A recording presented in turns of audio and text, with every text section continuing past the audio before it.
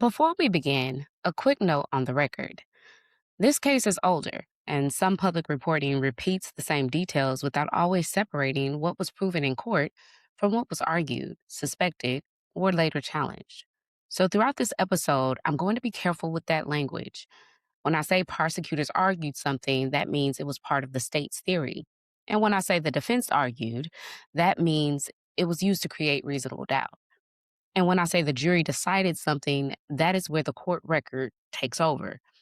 Because in a case like this, the tension is not only in what happened, it is in what each side asks 12 jurors to believe.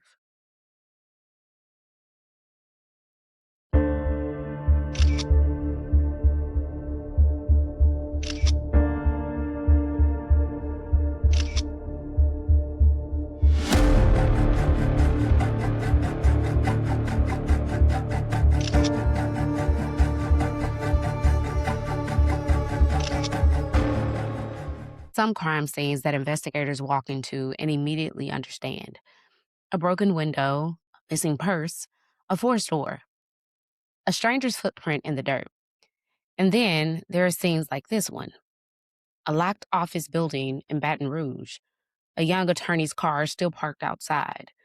Her desk is still holding the evidence of the life she had been building: case files, legal books, the everyday clutter of a woman preparing to stand in court for somebody else. But before the sun came up on February 20th, 2009, the courthouse crowd would not be talking about the case Chiquita Tate was supposed to try that Monday.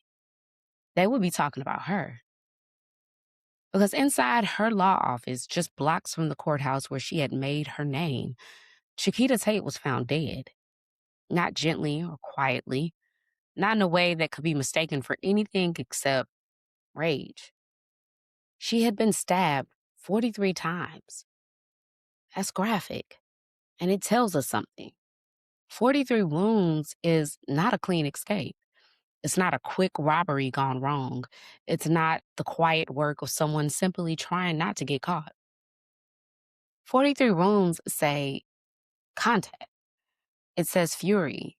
It says something personal, or at least something that looked personal enough to confuse everyone standing around that room. Chiquita was only 34 years old. She was a criminal defense attorney, a first generation college graduate, a woman from a family that had watched her rise and rise and rise. She had built herself from expectation, discipline, intelligence, and nerve. She was the kind of person people describe with words like sharp, stylish, fearless, and determined.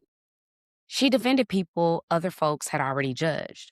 She challenged prosecutors. She walked into courtrooms and made people listen. And then in the same city where she had learned to use her voice, someone silenced her. At first, the suspect list felt endless. She was a defense attorney.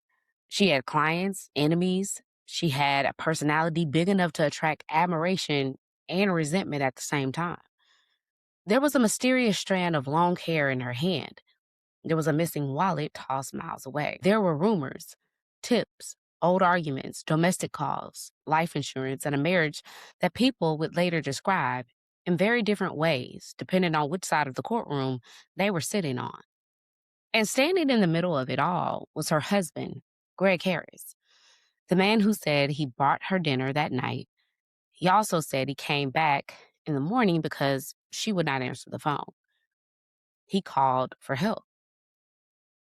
The man who eventually would be charged with killing her. Today, we're going to go back to Baton Rouge, not just to ask who killed Chiquita Tate, because a jury answered that question in court. We are going back to ask the harder question: how did a woman with so much future end up alone on the floor of her office? And why did the people who loved her have to watch her life become evidence? And before this story is over, the jury will be asked to decide whether the strange clues in this case were evidence of another killer or evidence of a killer trying to make it look that way.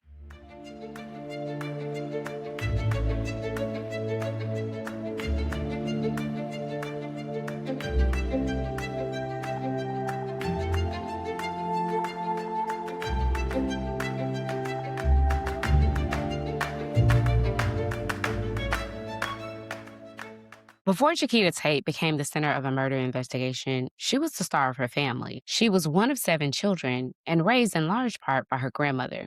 Her father was not a steady presence in her life, and from an early age, Chiquita seemed to understand that if she wanted a different future, she was going to have to fight for it. That is not a romantic thing. Honestly, it's kind of exhausting. It means the person in the family who cannot afford to drift. It means being smart, but also disciplined, ambitious, but also practical. It means learning early that talent is only the beginning, the rest is work. And Chiquita worked. She became the first in her family to graduate from college. After that, she enrolled at Southern University, law. While she was studying for the bar, she clerked for a law firm. Then came one of those details that tells you what kind of mind she had. She passed the bar on her first try. That's not small. For a first generation professional, a bar exam is not just a test, it's a gate. It is a room your family has never been in before. And Chiquita walked through it. She chose criminal defense, a field that is not for the delicate. Criminal defense attorneys live in the tension between what people think happened and what the state can prove, and what the Constitution requires. They stand next to people at the worst moments of their lives. They take phone calls at strange hours. They absorb fear, anger, desperation, and sometimes blame. And Chiquita seemed built for the courtroom. People who knew her described her as outspoken. She had personal style, confidence. She had the presence some lawyers develop, where even when they are not speaking, everyone understands they are taking notes. She was not just practicing law, she was making a name. At one point, she won a $500,000 jury verdict, a major professional victory for a young attorney still early in her career.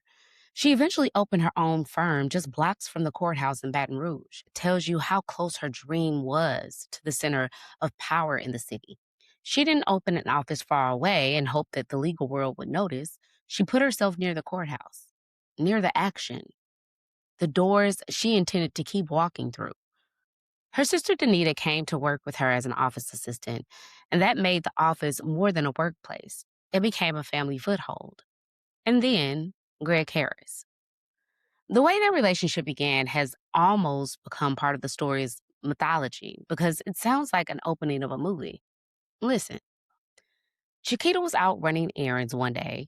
Greg, a contractor, nearly bumped into her in traffic. There was an argument at a red light, the kind of hot, ridiculous exchange that can happen when two strong personalities collide in public. But somehow the argument turned into an exchange of phone numbers. And the exchange of phone numbers turned into a budding relationship. Greg was physically imposing, a big man. Chiquita was strong willed, ambitious, and busy. People around them would later describe the relationship in different ways. Some saw love, others conflict. Some say two people trying to make marriage work. Others saw warning signs. They married in 2008. By then, Chiquita was building her practice, taking cases, and working the long hours that come with being both a lawyer and a business owner. From the outside, life looked full, as it often does. A marriage, career, an office near the courthouse, a woman rising. But full lives can hide private trouble. And in this case, the private trouble would eventually become a part of the public record. The next part of the story begins as plainly as any work night can begin: a lawyer, a looming trial, and one more evening at the office. Thursday, February 19, 2009, started like an ordinary workday. And how often do you hear that phrase in true crime? An ordinary day. Chiquita had court that morning and she spoke to the press outside about a case. She returned to her office. She was preparing for a criminal defense matter expected to begin the following Monday. That is the rhythm of trial work. The week before trial is not glamorous. It's not television speeches and dramatic objections. It's paper, notes. It's reading witness statements, checking facts you already checked. It's making sure that when you stand up in court, you're not relying on memory alone. Her legal assistant, Leslie, left around 5:30 that evening. Leslie was concerned because there was a smell of varnish in the office. And I don't want to say that word as if everybody knows what varnish is. So just in case you don't know and don't want to do that quick Google search, varnish is a clear protective coating that's applied to surfaces, most commonly wood, to protect them and enhance their appearance. So obviously, they had gotten some work done in their office area. And Leslie was just looking out for her boss. She didn't want her to inhale the fumes, so she told Chiquita that she needed to leave. And Chiquita told her she wasn't planning to stay too late. But anyone who has known a trial lawyer knows what that promise can mean. Just one more file, one more call, one more note before going home.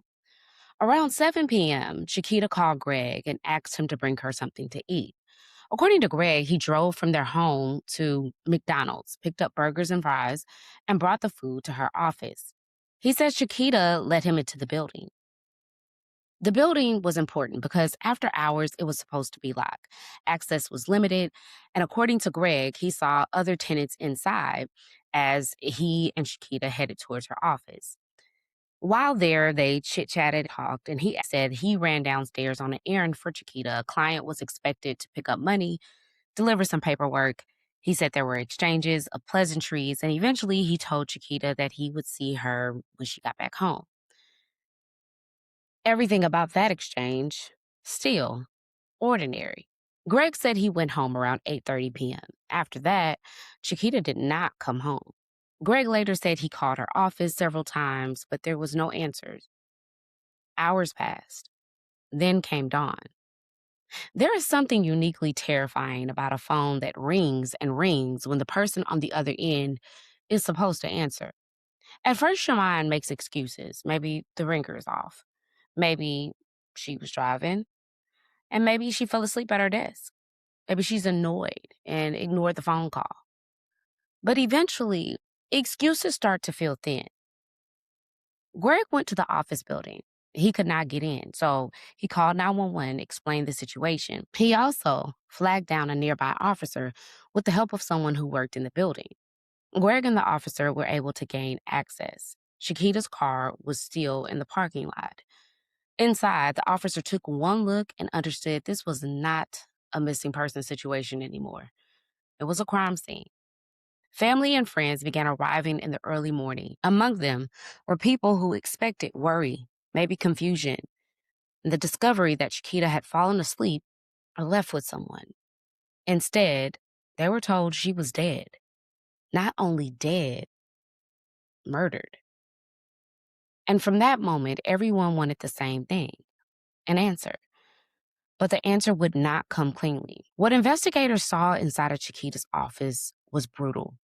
Chiquita was on the floor. She had slipper socks on her feet, a detail that makes this scene feel plainly human. At her desk was an open law book suggesting that she had been working when the attack began. There was blood splatter all over the walls. She had been stabbed 43 times. There was no murder weapon at the scene. Her jewelry and other valuables were still there.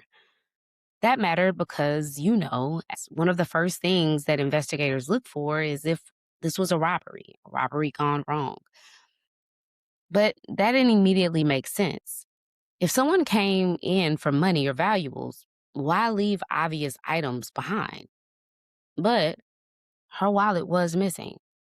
Her left hand was found open, and in it, investigators found several pieces of long hair. Her right arm was over her head.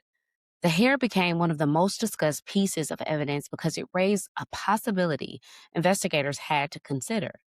Was the attacker a woman? That possibility was not absurd. It was evidence, and evidence has to be followed. If there is hair in a victim's hand, investigators do not get to ignore it because it complicates the story.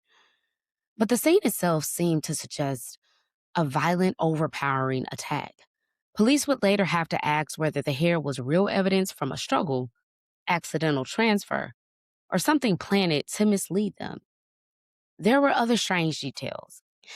The blood seemed concentrated around the crime scene. Investigators did not find an obvious bloody trail through the building. No clear bloody footprints, no obvious path showing someone leaving in panic. covered in evidence. That was one of the unsettling mysteries. How does someone commit such a violent act and leave so little obvious traces behind? Investigators began building a timeline of Chiquita's last day. They looked at her cases, clients. They looked at people who might have a grievance against her because she was a criminal defense lawyer. That list could have been long. Some people wondered whether her work had finally put her in danger. Detectives had to take that seriously, and so they investigated. They went down the list of her previous clients and found that a lot of them had alibis because, well, they were in jail at the time of the murder. And if they weren't in jail, then a lot of them had alibis. And it became increasingly difficult to believe that any of her clients would want to murder her after she did her best to help them through some of the worst moments of their lives. And the evidence just didn't back that theory, although it seemed plausible. But they also had to take seriously the oldest lesson in homicide work. The person closest to the victim is often the person investigators must look at the hardest. And that person was Greg. But then a piece of Chiquita's life appeared somewhere it did not belong. Investigators hoped surveillance would answer the basic questions. Who entered the building? Who left? Was there a car parked nearby? Was there a face, a shadow, a license plate, anything? But the cameras did not give them the clean answer of what they wanted. One camera, about a block away, was working. Another, closer camera was not operating because of a recent storm. There was no clear image of the killer.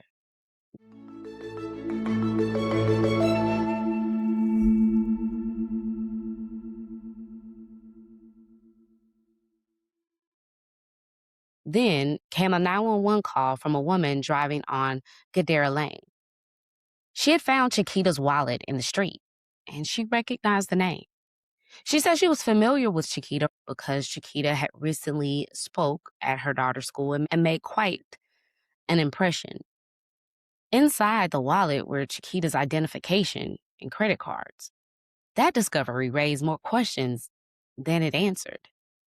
If this was a robbery because her wallet was missing, why toss the wallet where it can be found? Why leave identification and cards inside? Why not use the cards? Why not take the cash and destroy the rest? Investigators developed a theory. The wallet may have been dumped to make the crime look like something else. Maybe the killer hoped someone would pick it up and start using the cards, sending detectives chasing a false lead. And maybe the wallet was meant to pull attention away from the office and toward a random street. That theory would later matter because Greg had a connection to Gadara Lane. When detectives questioned him, they used a common interrogation strategy. They suggested they had camera footage and cell phone tracking that could place him in certain areas. Then they asked when he had last been on Gadara Lane. Greg said he had been there the night before. He said he'd gone there to buy steroids.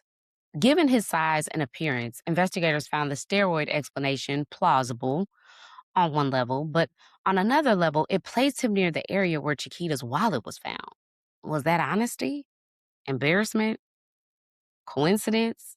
Or was he trying to get ahead of evidence he believed police already had? That's a problem with a detail like this. It can read two ways. The prosecution would later see it as suspicious, and the defense would see it as explainable. But the jury would eventually have to decide what kind of explanation sounded like the truth.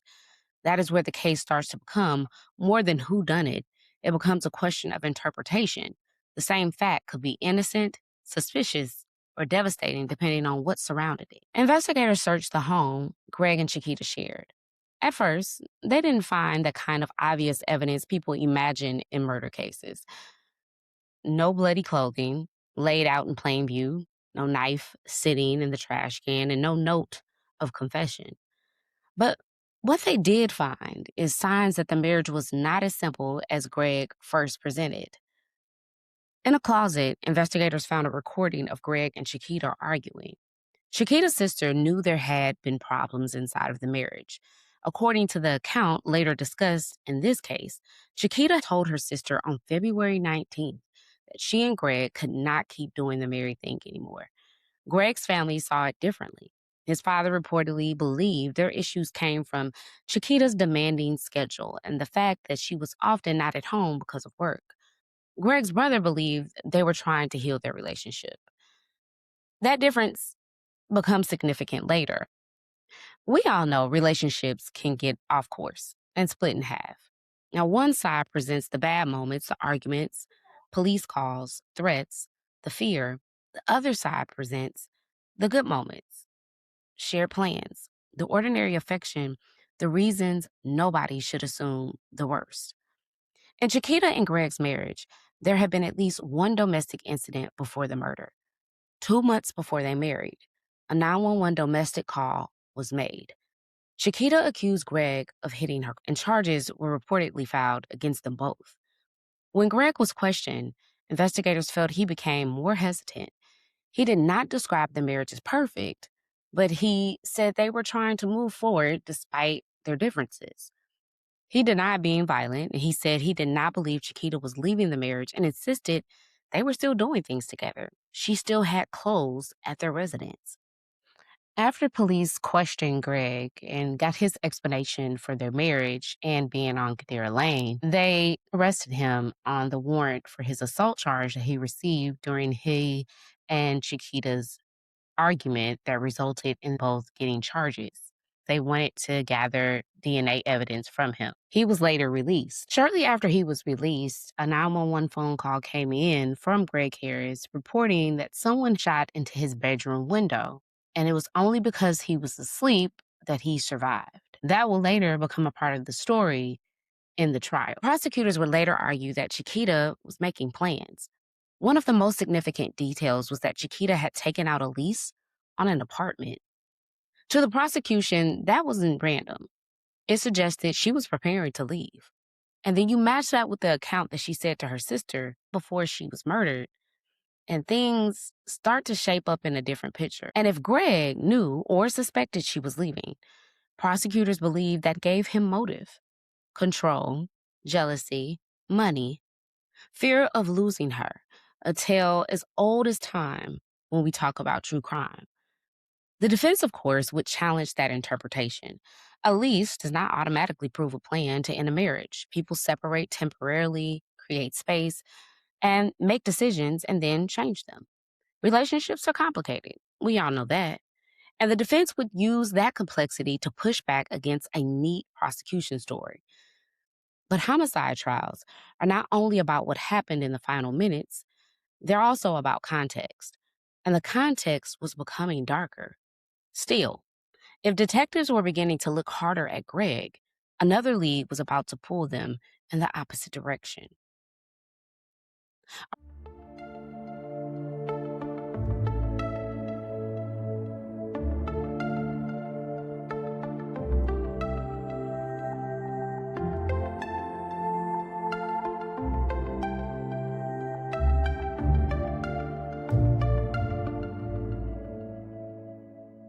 Around the same time, investigators received a tip that seemed to point in a completely different direction. Chiquita had been helping a same-sex couple with an adoption matter. The caller suggested that the relationship was not only professional or friendly, but romantic. The caller also claimed that one had scratches on their body. If true, this could have changed the way the investigation went. A romantic relationship, a jealous partner, a female suspect, strands of long hair in Chiquita's hands. Suddenly, pieces might appear to line up. And detectives investigated. They took statements. The women denied any romantic relationship with Chiquita and said she was just a friend. They also had alibis. Then, detectives, convinced that maybe the person who gave this tip might have known something more or might have been giving the story for a reason, decided to trace the tip. It led them all the way to Texas. When they found the woman connected to the call, she sounded like the tipster. They found her. When asked how she knew Chiquita, she said she knew her through her brother. And who was her brother? Well, it was Greg Harris. That was a chilling turn because now investigators had to ask whether Greg's own family was trying to point the investigation away from him and towards someone else. To be fair, Greg's family said the information came through family channels and that they wanted police to check every possible angle. From their perspective, a tip was not a conspiracy, it was concern. But from the prosecution's perspective, that timing and content of the tip looked like misdirection. And misdirection became a recurring theme. The hair in Chiquita's hand, the wallet on Gadare Lane, the later shooting into Greg's bedroom window. Each one could be read as a clue pointing away from Greg, or each one could be read as a part of an effort to create doubt. And that question, staging or doubt, would follow the case all the way into the courtroom. Investigators were waiting on DNA. DNA takes time. Now, that wait can feel endless in a homicide case. Families want answers, detectives want movement, and prosecutors want information before they charge. Defense attorneys, if a suspect is already known, want to know whether the science supports the suspicion or undercuts it. DNA from under Chiquita's fingernails reportedly came back with Greg's DNA and an unknown male DNA profile. That unknown male profile became important for the defense because it suggested someone else may have been involved or present. The prosecution would have to explain why Greg's DNA mattered more than the unknown male DNA and why the unknown profile did not create reasonable doubt. Then came another piece of physical evidence: sunglasses found in Greg Harris's car. The sunglasses were reportedly under the seat. Testing indicated Chiquita's blood was on them, along with Greg's. That was powerful evidence for the state. If Greg had simply brought dinner, left the office, gone home, and returned the next morning, why would an item in his car have Chiquita's blood on it? The defense would argue that if Greg had committed such a bloody murder, police should have found much more. They would emphasize the lack of a murder weapon, the unknown male DNA, the hair, and the absence of that kind of blood trail expected after a violent stabbing. The hair found in Chiquita Tate's hand did not give investigators a clean DNA answer. What made it frustrating was that the strand reportedly had no root attached, meaning it cannot produce the kind of nuclear DNA profile that would clearly identify as a person. Investigators believe the hair appeared to come from a hair extension or weave, which initially raised the possibility of a female attacker or a struggle with someone wearing extensions. But because the hair could not be tied to a specific person through DNA, it became less of a direct fingerprint and more of a mystery clue. Now, let's circle back to the blood evidence, because the defense would argue that it wasn't enough blood evidence found that could prove that he was responsible for Chiquita's death. But investigators also found blood evidence inside of Greg and Chiquita's home. Reports connected blood to areas in the house and even to a Clorox bottle. To prosecutors, that suggested cleanup. On March 16, 2009, Greg Harris was charged with second-degree murder. The man who had flagged down an officer in the morning was now the man accused of killing the wife he claimed he was trying to find. Now, the investigation had become a prosecution, and in court, suspicion would not be enough. Greg Harris went to trial in March of 2011. The state charged him with second-degree murder. In Louisiana, that charge required prosecutors to prove that he killed Chiquita with specific intent to kill or inflict great bodily harm, or under other conditions defined by the law. In plain language, the state had to convince jurors this was not an accident, not self-defense, not some mysterious third party. They had to prove Greg was the killer and that killing met the legal standard for murder.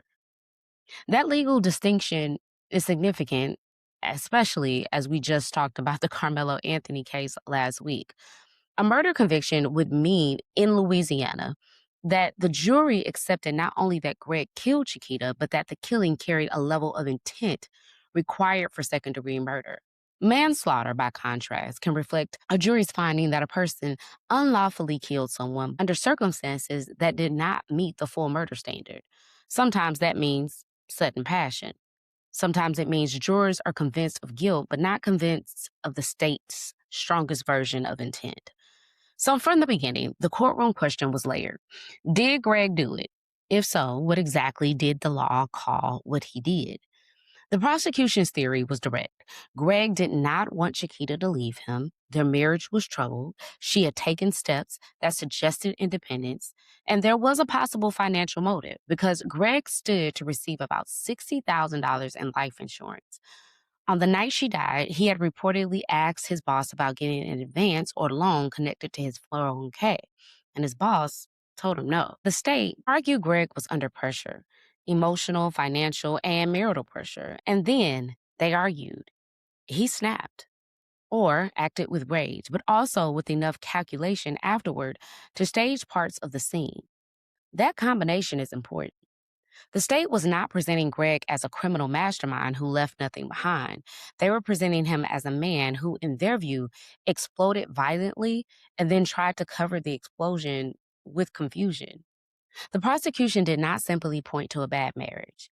Bad marriages do not automatically make killers. The state tried to build a full picture. Greg's DNA under Chiquita's nails, Chiquita's blood on sunglasses found in Greg's car, blood evidence connected to the home, the missing wallet found on Kadir Lane, where Greg admitted he had been, the long hair in Chiquita's hand, which prosecutors believed may have been planted to throw off the entire investigation, the tip from Greg's sister pointing toward a female suspect, the later gunshots fired into Greg's home. When prosecutors hear this story, they believe that this was all staged to appear as if the real killer was still free. They also brought in testimony about Greg's past relationships. Several former girlfriends testified that he had a Dr. Jekyll and Mr. Hyde quality, charming and sweet at first, then controlling or violent when the relationship deteriorated. That kind of testimony can be powerful, but it also can be controversial. The prosecution wanted jurors to see a pattern. The defense wanted jurors to see character assassination. The state played the 911 tape from the prior domestic incident. They wanted jurors to hear, not just be told, that there had been violence or fear in the relationship before. In a courtroom, audio can do something a summary cannot. It can bring the past into the room. It can make jurors feel that the marriage was not an abstract problem, but a living, breathing conflict with voices attached to it. And they framed Chiquita's death as intimate violence disguised as mystery. Their argument was not that Greg left no evidence. Their argument was that the evidence he left was exactly what you would expect from a killer who knew enough to create confusion, but not enough to erase himself. Then the defense stood up and asked the jury to look at the same evidence from the other side. The defense had a hard job, but not an impossible one. Their central theme was reasonable doubt, and that's mostly all defenses' theme. Create enough reasonable doubt that a jury finds you not guilty. They argued that if Greg Harris had committed this extraordinary bloody attack, there should have been far more evidence on him, in his car and in the home. A person does not stab someone 43 times and then magically become clean. Where was the murder weapon? The bloody clothes? Where was the overwhelming trail? They emphasized the long hair found in Chiquita's hand. The hair did not match the simple story of Greg as the sole attacker. It was long. It appeared to be from an extension or weave. It did not have a root, which made DNA testing more limited, but it still raised a question. Why was it in her hand? The defense also leaned into the unknown male DNA found under Chiquita's nails. If Greg's DNA was there, that could be explained by marriage, contact, shared life, or earlier interaction. But an unknown male profile under her nails in a murder case is not nothing. The defense wanted jurors to sit with that uncertainty. They also challenged the prosecution's interpretation of Kadir Lane. Greg admitted he had gone there, but he said it was to buy steroids. Embarrassing. Yeah. Criminal. Possibly. But murder? The defense argued that embarrassment is not guilt. People lie or hesitate about things they are ashamed of, even when those things have nothing to do with murder. They argued the wallet could have been dumped by someone else, that the hair could be real evidence of a different attacker, and the unknown DNA could belong to the real killer. They believed that investigators had focused too narrowly on Greg. interpreting every odd detail as staging instead of evidence that somebody else existed. This was the defense's strongest emotional lane. Do not let a theory become a shortcut. Do not let the state call every inconvenient fact staging simply because it points away from the person they charged. The defense also faced the emotional burden of Chiquita's family. Her sister, Danita, was reportedly torn and nervous. That is one of the most painful aspects of cases like this. Families do not always begin with one unified belief. Sometimes they can imagine the spouse did it. Sometimes they can't imagine anyone else did. Sometimes the person they love is gone and every possible answer feels like another wound. For 16 days, the trial unfolded. Witnesses testified, evidence was presented, and the prosecution told a story of obsession, control, financial pressure, and staged misdirection.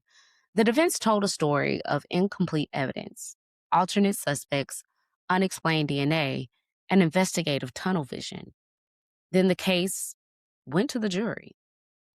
After about 3.5 hours of deliberation, the jury returned a verdict: not guilty of second-degree murder, guilty of manslaughter. Pause on that, because that is the kind of verdict that can leave every side with a different ache.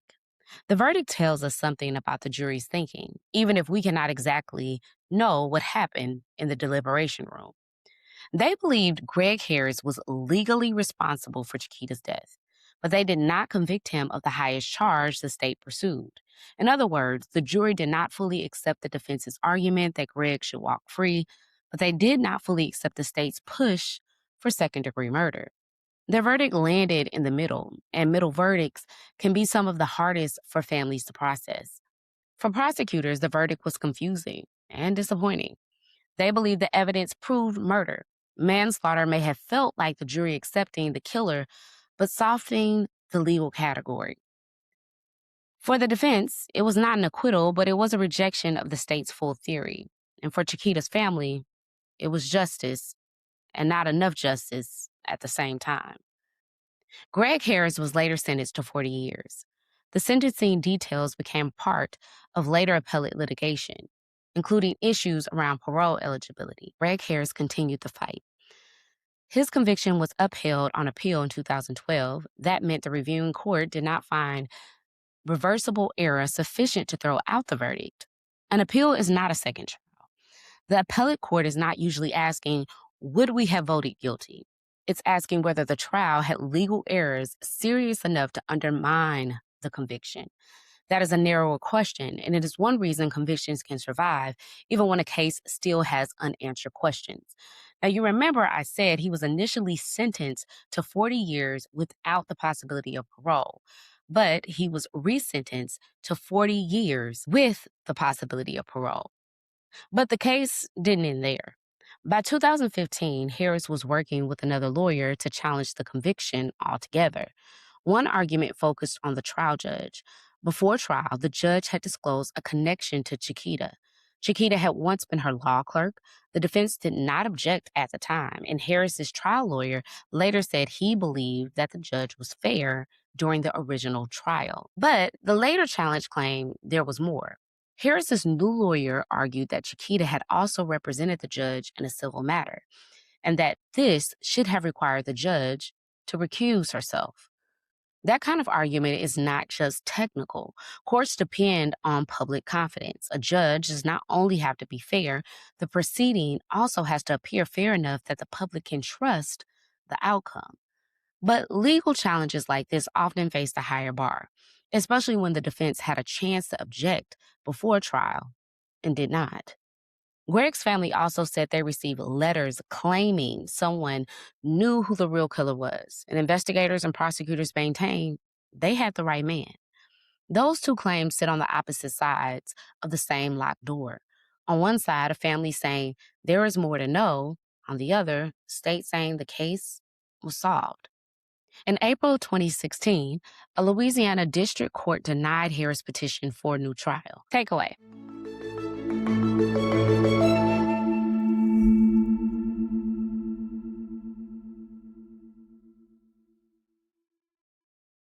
What stays with me about Chiquita Tate is not only how she died, is where she died. At work, in the office she built from the ground up, near the courthouse where she was becoming someone most people easily recognized. There's something devastating about that I don't think we should move on from too quickly. The place represented her independence, became the place where her life ultimately ended. The desk, law book, the case files, the building near the courthouse, all of it should have been evidence of ambition. Instead, it became evidence in a murder trial. And that's why we have to be careful with cases like this. It's easy to get pulled into the puzzle. The hair, the wallet, DNA, sunglasses, the timeline. They are the machinery of justice, but they are not the heart of the story. The heart of the story is a woman who had already beaten odds. Chiquita Tate was not supposed to be remembered because of the number 43. She was supposed to be remembered for the number of doors she opened. First in her family to graduate college, passed the bar the first time, opened her own firm, walked into courtrooms, and stood beside people the world had already written off. That's legacy. And maybe that's the painful lesson here. Violence does not only take a life, it tries to rewrite a life. It tries to make the ending louder than everything that came before. But we do not have to let it. It's part of the responsibility of telling older cases. We are not just reopening pain for suspense. We are deciding whether a person's life will be remembered with care or reduced to the worst room they were ever in. We can tell the story whole. We can say Chiquita was brilliant and complicated, loved, ambitious, stylish, and outspoken, a sister, daughter, wife, lawyer, and a woman whose future was still unfolding. We can say the courtroom heard arguments from both sides and the jury made its decision. On February 20th, 2009, the people who loved Chiquita should have been able to call her and hear her voice. They should have been able to fuss at her for working too late, or watch her walk into the courtroom the next Monday, sharp and prepared, ready to fight for her client. Instead, they gathered outside an office building in Baton Rouge while detectives sealed off the life she had built. And years later, we are still saying her name.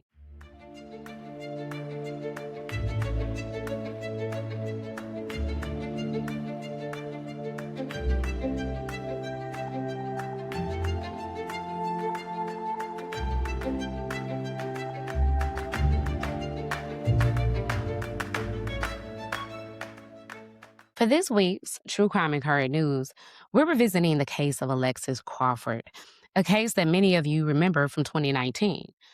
That was one of the first cases I covered on our podcast. Now, just to refresh you, because it's been quite some time, Alexis was a 21-year-old senior at Clark Atlanta University with plans for the future, a young woman who should have been preparing for graduation instead of becoming the subject of a homicide investigation. On October 30th, 2019, Alexis was reported missing after friends and family were unable to reach her. The search for Alexis quickly intensified, and investigators soon focused on two people who knew her best: her roommate, Jordan Jones, and Jones's boyfriend, Baron Brantley. What investigators uncovered in the days that followed shocked the Atlanta community. Alexis' body was eventually found in a wooded area of DeKalb County, and both Jones and Brantley were charged in connection with her death. From the beginning, prosecutors alleged that Alexis's murder did not happen in isolation. Just days before she disappeared, Alexis reported to police that she had been sexually assaulted by Baron Brantley. According to investigators, Alexis told authorities that Brantley had forced himself on her while she was intoxicated. That report would become a critical piece of the prosecution's theory for the case. For years, however, one of the biggest legal battles in the case has centered on whether jurors would ever hear about that allegation. Defense attorneys argued that introducing evidence of the alleged assault would unfairly prejudice a jury against Brantley.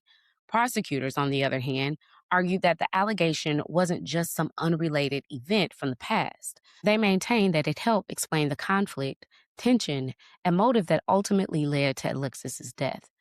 Now, nearly 7 years after Alexis was killed, the Georgia Supreme Court has weighed in.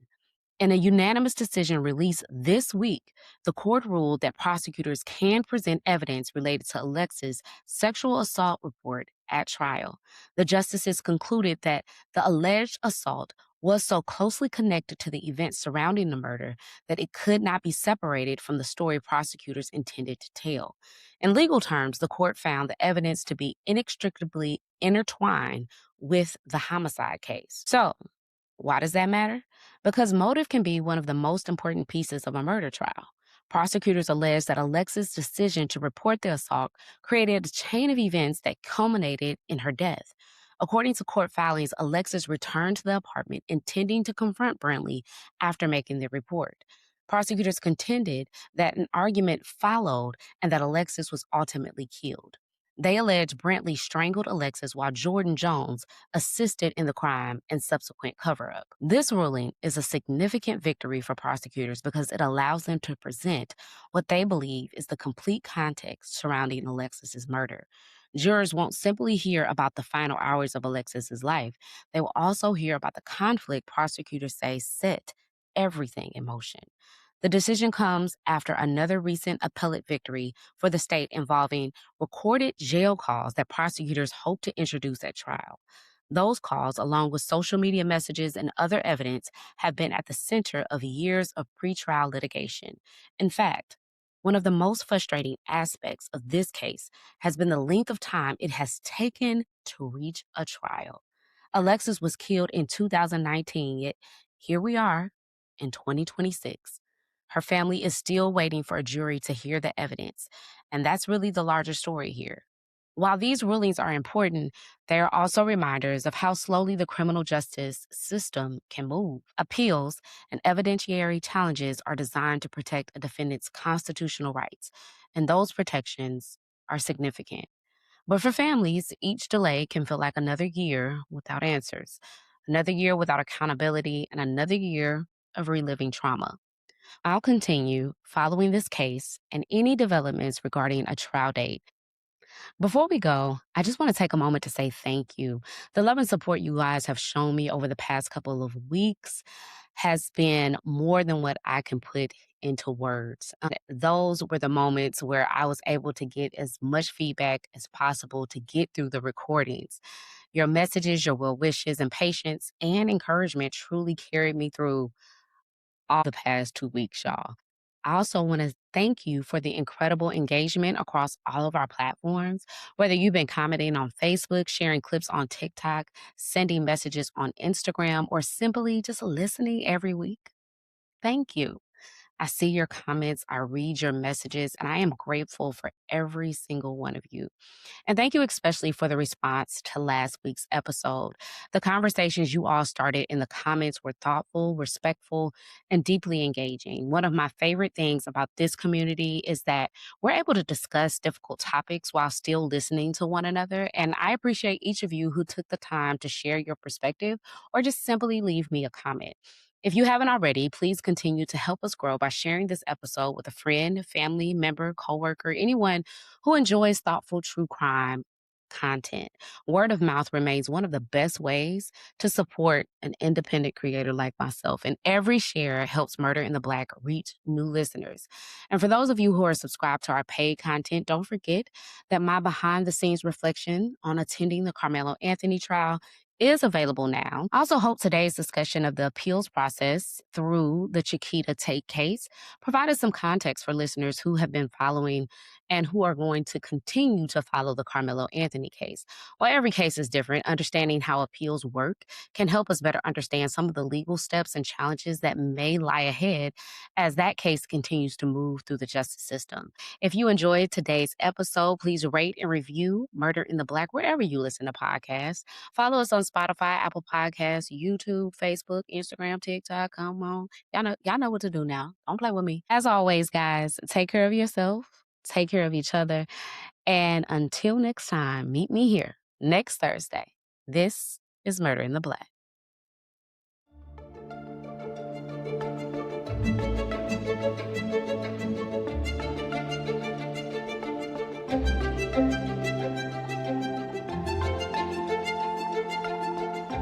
Thank you.